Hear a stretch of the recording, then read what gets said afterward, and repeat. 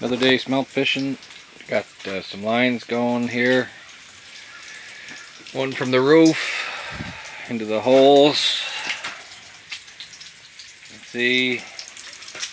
Smelts are very slow today for me, so we're having a cookout.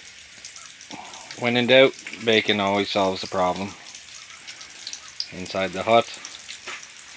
Here's another one. Pull out here, he says he's getting lots. You're on video there, Austin, give me a wave. Don't be putting me on video. Well, you're on it.